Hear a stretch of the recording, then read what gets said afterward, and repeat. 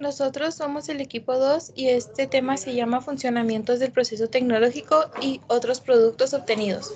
Está conformado por Yasuri Flores, Vanessa Holguín, Arely Martínez, Kenia Nevares, Ayelen Rodríguez y Yael Mijares. Lingotes y colada continua. Para fabricar los diferentes objetos útiles en la industria metálica es necesario que el hierro se presente en lingotes. Con este fabricado lo que se obtiene del proceso de rolado son barras, láminas, alambres y tubos. ¿Pero qué es un lingote? El lingote es una pieza de metal en bruto, por lo general en forma de barra o similar.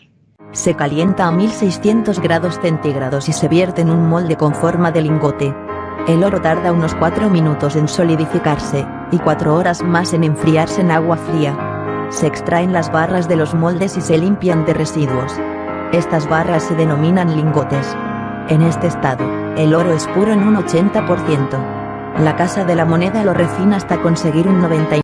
Colada continua. La colada continua se trata de un proceso metalúrgico que permite el control continuo de la transformación del metal líquido a la alta temperatura a sólido, para la obtención de productos semiterminados como hilos, cilindros y perfiles rectangulares. El proceso que este conlleva es proceso de rolado. Consiste en pasar un material por unos rodillos con una forma determinada, para que al aplicar presión el material metálico adquiera la forma que se necesita. El material metálico está en forma de lingote, como lo hemos comentado, para que de esta manera sea manejado en el rodado.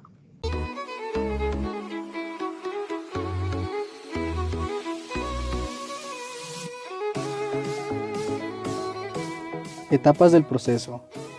La primera etapa es el montaje, donde se debe acudir a un segundo operador para que colabore con el alineamiento en la mayoría de las veces. La segunda etapa es el precurvado, que consiste en efectuar, como su nombre lo dice, un pequeño precurvado en los extremos de la placa. Por último, el curvado, en el cual, dependiendo de la forma que se espera definir, se efectúan varias pasadas aplicando un aumento de presión. Colada continua. Ahora vemos la colada continua cuando se requiere un material, el cual consiste en colocar un molde con la forma que se requiere debajo de un crisol, en el que va con una válvula que puede ir midiendo material fundido al molde. El material fundido pasa por el molde en el que está enfriando por un sistema de agua. Al pasar el material fundido por el molde frío, se convierte en pastoso y adquiere la forma de molde. Posteriormente, el material es conformado con una serie de rodillos que al mismo tiempo se arrastran hacia la parte exterior del sistema. Una vez conformado el material con la forma necesaria y con la longitud adecuada, el material se corta y almacena. Por este medio se pueden fabricar perfiles, varillas, barras de diferentes secciones, láminas, placas de varios calibres y longitudes. La colada continua es un proceso muy eficaz y efectivo para la fabricación de varios tipos de materiales de uso comercial. Metalurgia de polvos. Otro de los procesos que forman parte de fundición continua es metalurgia de polvos. Se define como el arte de elaborar productos comerciales a partir de polvos metálicos. En este proceso no siempre se utiliza el calor, pero cuando se utiliza, este debe mantenerse debajo de la temperatura de fusión de los metales a trabajar. Cuando se aplica calor en el proceso subsecuente de la metalurgia de los polvos, se le conoce como sinterizado. Este proceso genera la unión de partículas finas, con lo que se mejora la resistencia de los productos y otra vez de sus propiedades. Más adelante veremos un poco de este proceso. El metal en forma de polvo es más caro que en la forma sólida, y el proceso es solo recomendable para la producción en masa de los productos. En general, el costo de producción de piezas producto de polvo metálico es más alto que el de la fundición, pero sin embargo es justificable y rentable por las propiedades excepcionales que se obtienen con este procedimiento. También existen productos que no pueden ser fabricados y otros no compiten por las tolerancias que se logran con este método de fabricación. El proceso consiste en materia prima. La materia prima es siempre un polvo metálico. Las características del material a conseguir determinan la composición química del polvo. Los polvos metálicos pueden ser polvos de metal puro, hierro, cobre o bien polvos aliados, bronce, latón, acero. Existen polvos de diversas naturalezas, esponjas irregulares, esférico, laminar, que confieren diferentes propiedades al componente. Mezclado. El polvo base se mezcla con diferentes elementos salientes en función de la composición química del material, como grafito, níquel, cobre, lubricante sólido orgánico, necesario para poder compactar, y en ocasiones con aditivos especiales. El resultado es una mezcla de polvos con una distribución homogénea de los aditivos. La composición química del material se asegura mediante un estricto proceso de dosificación y control, y es de vital importancia para conseguir las características mecánicas, físicas, químicas del material. Tenemos compactación. La mezcla de polvos se encarga en la inferior del utilaje para la gravedad y se aplica sobre ella una presión uniaxial de 200 a 1500 MPa en función de la densidad final de conseguir. La pieza compactada se expuso al del utillaje y resultado en una pieza en verde que tiene una cierta consistencia mecánica y que puede ser manipulada. Sinterización. La sinterización es un ciclo térmico. Consiste en calentar la pieza compactada durante el tiempo determinado a una temperatura inferior al punto de fusión del metal. Esta es elevada a temperaturas que provoca la soldadura de partículas en polvos entre sí y la difusión de los elementos salientes mediante un mecanismo de difusión en estado sólido. La sinterización se realiza en hornos continuos y a velocidad controlada y en atmósfera con composición química controlada. Normalmente se opera a temperaturas entre 750 y 1300 centígrados en función del metal y de las características a conseguir. El resultado de estas operaciones básicas es una pieza metálica con una cierta microporosidad, de elevada precisión dimensional y perfectamente funcional, si las características obtenidas se adecuan a las especificaciones del componente, etc.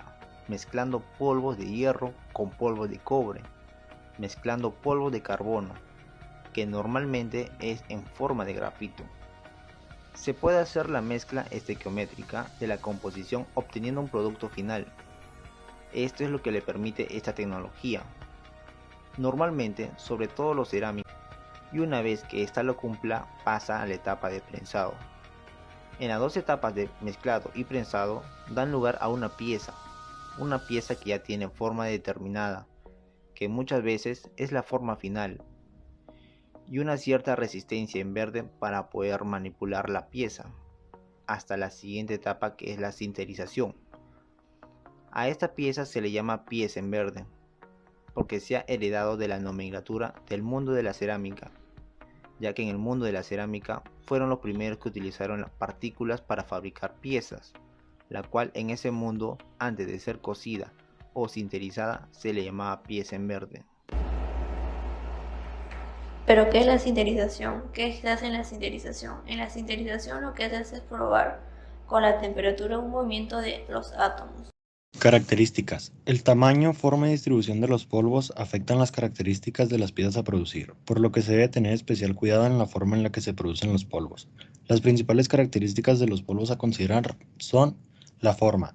La forma del polvo depende de la manera en la que se produjo el polvo. Esta puede ser esférica, quebrada, plana o angular. La finura. Esta se refiere al tamaño de la partícula y se mide por medio de mallas normalizadas, lo que consiste en fibras normalizadas, las que se encuentran entre las 36 y 850 micras. Luego está la distribución de los tamaños de partículas. Esta se refiere a las cantidades de los tamaños de las partículas que participan en la composición de una pieza de polvo. Esta distribución de tamaños tiene gran influencia en la fluidez, densidad de las partículas y en la porosidad final del producto. Luego pasamos a la fluidez. Es la propiedad que le permite fluir fácilmente de una parte a otra a la cavidad del molde. Se mide por una tasa de flujo a través de un orificio normalizado. También están presentes las propiedades químicas. Estas son la capacidad de una sustancia para sufrir un cambio químico específico. Son características de reacción ante diferentes elementos. También se relacionan con la pureza del polvo utilizado. La compresibilidad es la relación que existe entre el volumen inicial del polvo utilizado y el volumen final de la pieza comprimida. Esta propiedad varía considerablemente en función del tamaño de las partículas de polvo y afecta directamente a la resistencia de las piezas. La densidad aparente. Una densidad aparente alta indicaría que el suelo compacto o tenor elevado de partículas granulares como la arena. Una densidad aparente baja no indica necesariamente un ambiente favorecido para el crecimiento de las plantas. Esta misma se expresa en kilogramos por metros cúbicos. Esta debe ser constante siempre para que la pieza tenga en todas sus partes la misma cantidad de polvo. Hablemos un poco de la sinterización, que es uno de los procesos de la metalurgia de polvos y mediante la combinación de presión y temperatura consigue la unión de las partículas. Las ventajas de este proceso presenta la pureza de los materiales de partida, piezas de porosidad uniforme y controlada, alto control en la composición del material. Se consiguen piezas aproximadas a su forma final. Posibilidad de fabricar piezas en prácticamente cualquier material, incluyendo combinaciones de materiales diferentes y materiales cerámicos. Pero dentro de este tenemos ciertas limitaciones o desventajas, como es el alto coste del material en polvo, limitaciones en el diseño, limitaciones de tamaño de la pieza. El material en polvo es muy nocivo para las personas, por ende es necesario usar protección. Los productos fabricados por sinterización son los filtros metálicos, engranes y rotores para bombas, escobillas para motores, bielas, silenciador neumático, placas de corte para herramientas, entre otras herramientas de uso industrial. Aquí tenemos las referencias en donde pudimos conseguir información y eso es todo de nuestra parte. Gracias.